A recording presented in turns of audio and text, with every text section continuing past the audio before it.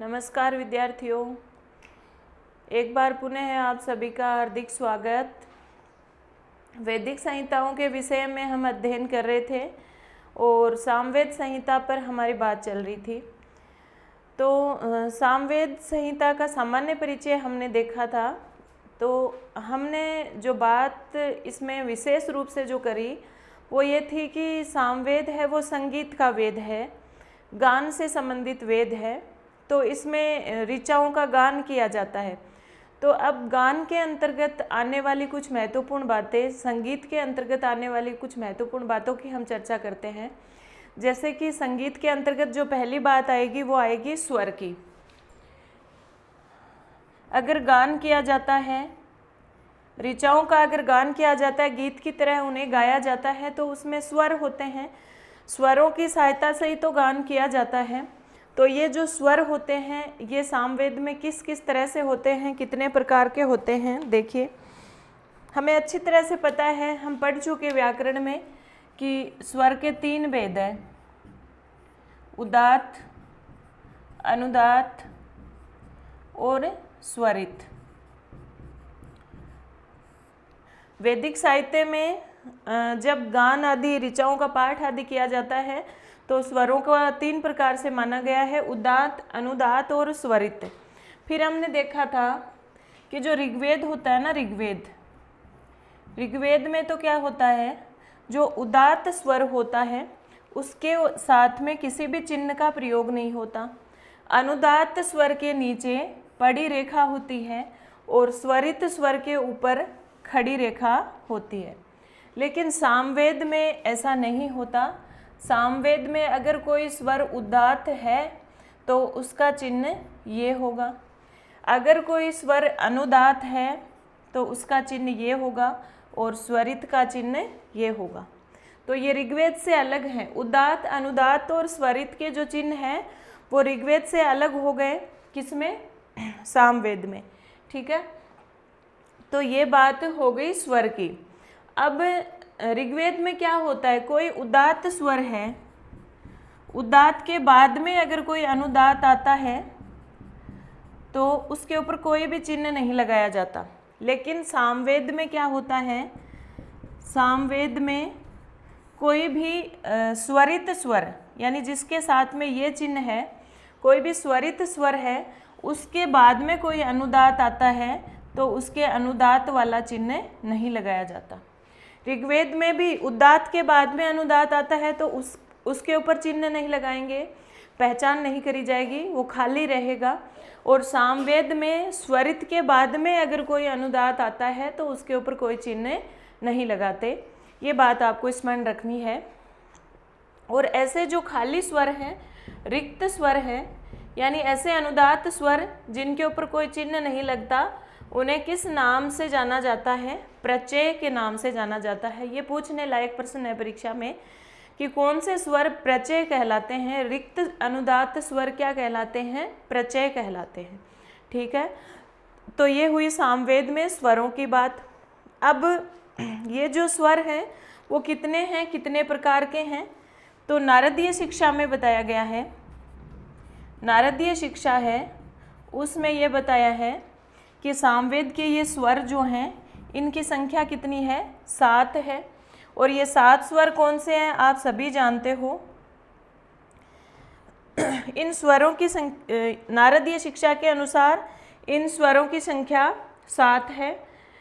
और ये 7 स्वर हैं षडज, ऋषभ,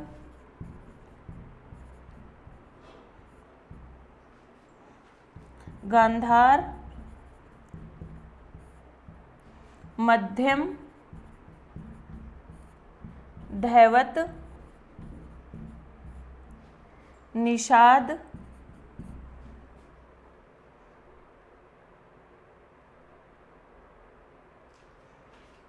धैवत के साथ एक पंचम भी है, पंचम, धैवत, निषाद, ये 7 स्वर होते हैं। षडज, ऋषभ, गांधार, मध्यम, धैवत, पंचम और निषाद, ये 7 प्रकार के स्वर हैं नारदीय शिक्षा के अनुसार। अब इस स्वर के बाद में एक बात आती है ग्राम की। नारदीय शिक्षा के अनुसार 3 प्रकार के ग्राम माने गए हैं। कौन कौन से? मंद, मध्यम और तीव्र। ये 3 प्रकार किसके हैं? इसी संगीत के अंतर्गत ग्राम के 3 प्रकार हैं। और तीसरे प्रकार की चीज होती है मूर्छना। तो स्वर और ग्राम को गुना कर दो, मल्टीप्लाई कर दो आपस में, और ये मूर्छनाएं कितनी प्रकार की हो जाती हैं? 21। और तान होती हैं। जो संगीत होता है उसमें तान होती है। तान के भेद होते हैं 7 × 7 49 भेद होते हैं। इनको थोड़ा सा आपको ध्यान में रखना, बस इनकी संख्या ध्यान में रखनी है, ज़्यादा कुछ नहीं। कि स्वर कितने होते हैं? 7, ग्राम कितने होते हैं? 3, मूर्छनाएं 21 होती हैं और तान होते हैं 49, 49 प्रकार के तान होते हैं। ठीक है, तो ये तो बात हुई सामवेदीय संगीत के अंतर्गत जो स्वर है वो। स्वर का कितने प्रकार हैं? उदात्त, अनुदात्त, स्वरित, आप सब जानते हैं। उदात्त, अनुदात्त और स्वरित के सामवेद में क्या चिन्ह होते हैं उसको आपको स्मरण रखना है। और थोड़ा सा स्वर, ग्राम, मूर्छनाएं और तान है वो कितने प्रकार के होते हैं, कौन से होते हैं, इस बात को स्मरण रखना है। इसके बाद आती है बहुत ही महत्वपूर्ण बात, जहाँ से अक्सर पूछा जाता है प्रश्न, वो है साम विकार। साम विकार क्या होते हैं? देखिए, जब किसी ऋचा का गान किया जाता है, किसी मंत्र का गान किया जाता है, आपको पता है ऋग्वेद की जो ऋचाएं हैं उन्हीं का गान सामवेद में किया जाता है तो वो साम बन जाती हैं। तो जब उन ऋचाओं का गान किया जाता है तो ज्यों का त्यों नहीं किया जाता। गीत गाते समय आपको पता है पंडित जी जब गीत की तरह मंत्र बोलते हैं तो उसमें कुछ परिवर्तन कर देते हैं, और वो परिवर्तन क्या कहलाते हैं? साम विकार कहलाते हैं। और वो विकार कितने होते हैं, इनका क्रम आपको मतलब उनके नाम और क्रम अच्छी तरह से स्मरण रहने चाहिए, क्योंकि क्रम से पूछे जाते हैं ये। तो देखिए, साम विकार की बात हम कर लेते हैं अभी।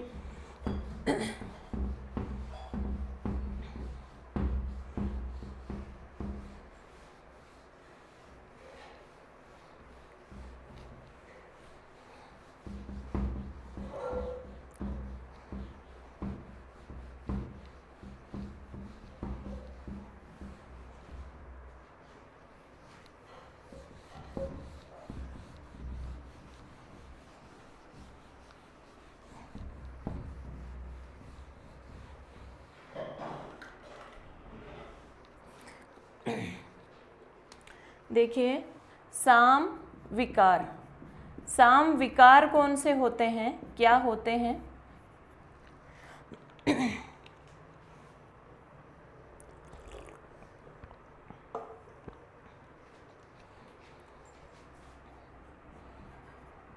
जो ऋचा या मंत्र हैं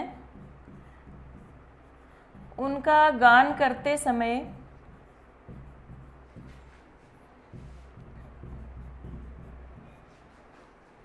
जो आवश्यक परिवर्तन किए जाते हैं वो परिवर्तन विकार कहलाते हैं, साम विकार कहलाते हैं।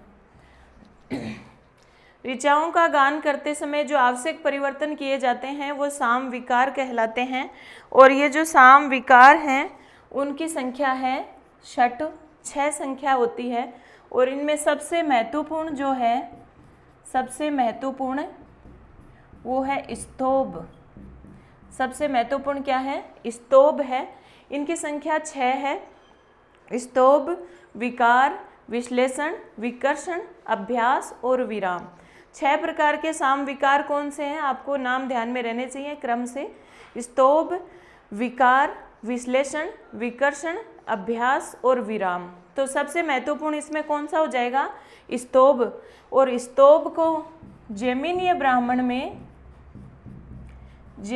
ब्राह्मण में क्या कहा गया है?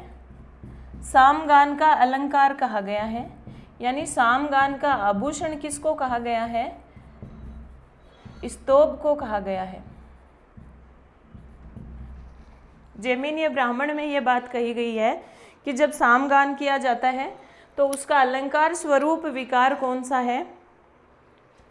वो है स्तोभ। स्तोभ जो पहला साम विकार है उसका नाम है स्तोभ। और वैसे विकार होते क्या? विकार का मतलब परिवर्तन करना, तो परिवर्तन ही तो विकार है। ऋचाओं का गान जब किया जाता है तो उनमें कुछ परिवर्तन किए जाते हैं और वो क्या कहलाते हैं? साम विकार। तो पहला है स्तोभ। स्तोभ का मतलब होता है कि जब ऋचाओं का गान किया जाता है तो उसमें उन ऋचाओं में कुछ अतिरिक्त पद जोड़े जाते हैं। ऋचा जो होती है, जो भी मंत्र होता है, तो उसमें गीत की तरह है, उनको डायरेक्टली अगर उनका उच्चारण किया जाता है, उनका पाठ किया जाता है, तो वो उनका गान सही रूप से नहीं हो पाता। तो ऋचाओं का गान करने के लिए, गान की आवश्यकता के लिए अतिरिक्त पद जोड़े जाते हैं। तो अतिरिक्त पद जोड़ना क्या हो जाता है? स्तोभ हो जाता है। और जैसे कि पंडित जी है वो उच्चारण करते हुए, गीत की तरह गाते हुए हाउ, आ, होवा, इस तरह के कुछ शब्द साथ में जोड़ते हैं, पद साथ में जोड़ते हैं। और ये अलग अलग पद जोड़े जाते हैं। अलग अलग जो सामवेद की जो अलग अलग शाखाएं हैं ना, जैमिनीय, कौथुमीय, रामायणीय, उनके अनुसार अलग अलग पद जोड़े जाते हैं। इनका मतलब इनके जो नियम है वो अलग अलग होते हैं। दूसरा जो है, दूसरा साम विकार है वो है विकार। उसका नाम ही विकार है। और आप जानते हैं कि विकार का मतलब क्या होता है? विकार का मतलब होता है कुछ परिवर्तन करना। तो ऋचाओं के गान के लिए, गान की सरलता के लिए ऋचाओं में किसी पद को परिवर्तित करना, यानी उसे कुछ और नाम दे देना।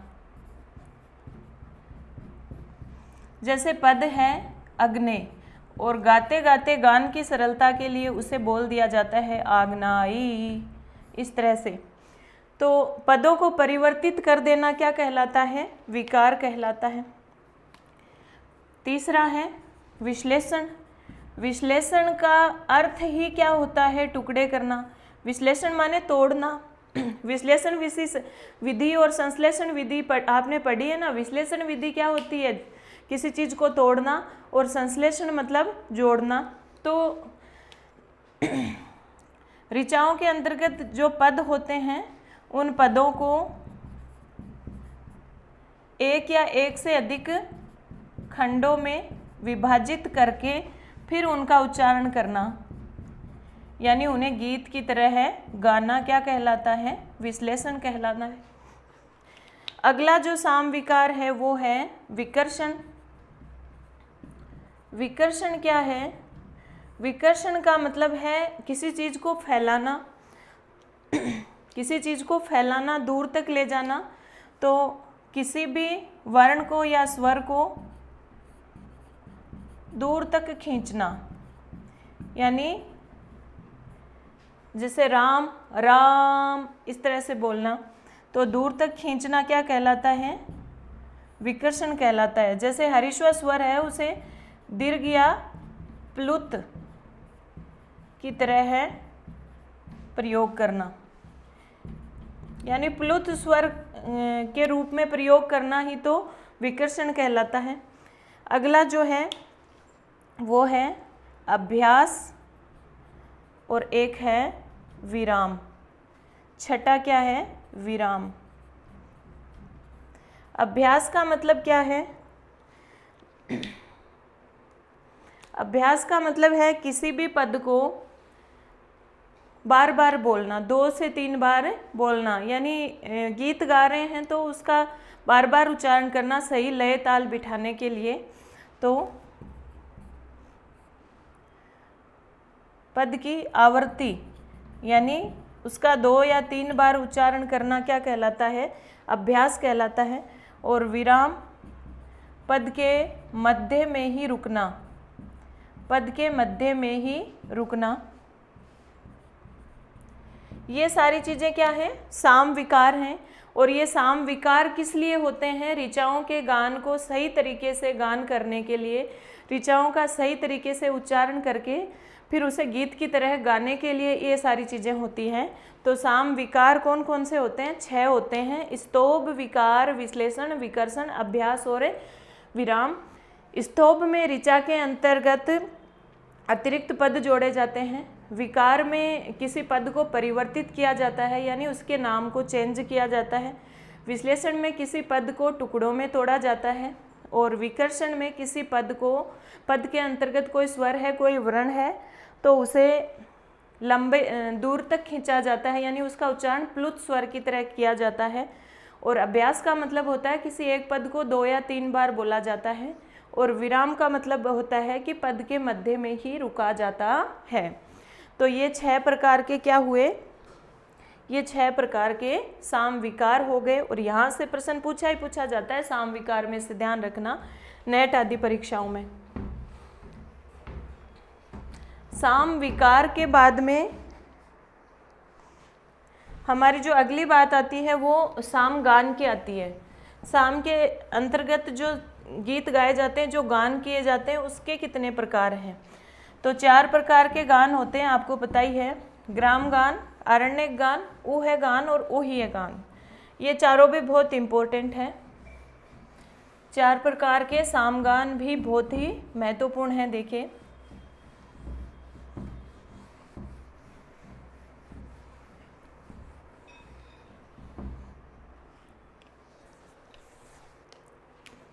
साम गान यानी जो गीत गाए जाते हैं, जो ऋचाओं का गान किया जाता है, वो कितने प्रकार का है? 4 प्रकार के हैं साम गान। कौन कौन से हैं देखिए। पहला है ग्राम गान, इसे ग्राम गेय गान भी कहते हैं। दूसरा है आरण्यक गान, इसे आरण्यक गेय गान भी कहते हैं। तीसरा है ऊह गान और चौथा है ऊह्य गान।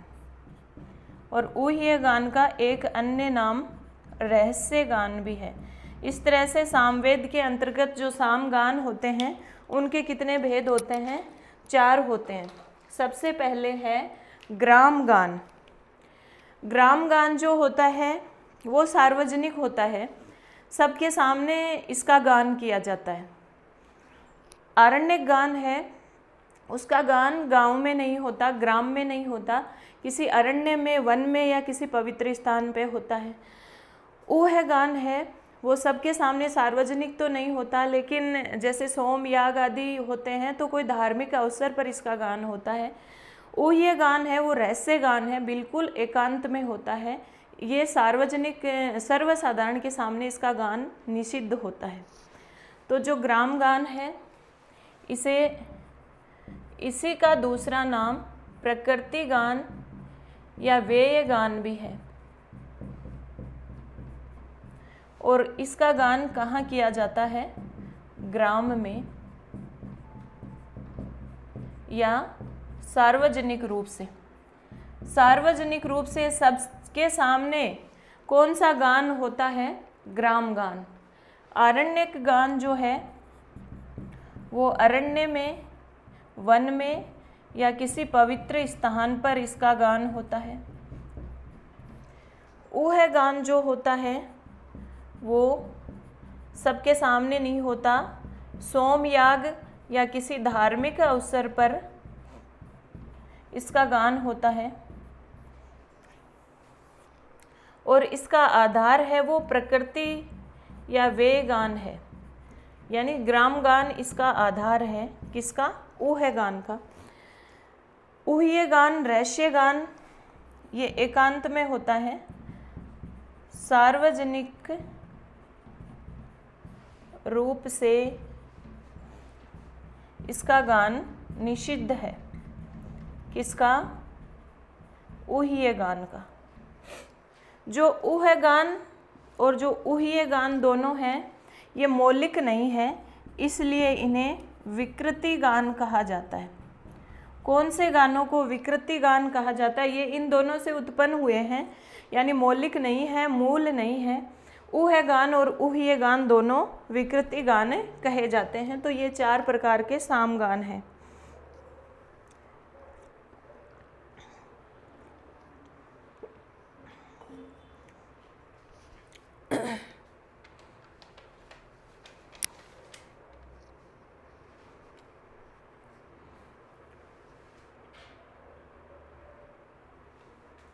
ठीक है, ये सामगान की बात हो गई। अब संगीत के अंतर्गत जो अगली बात आती है वो अगली बात आती है कि कुछ पारिभाषिक शब्द आते हैं 2 से 3, उनका भी हमें पता होना चाहिए। तो सामगान के अंतर्गत आने वाले पारिभाषिक जो शब्द हैं उनकी बात हम करते हैं।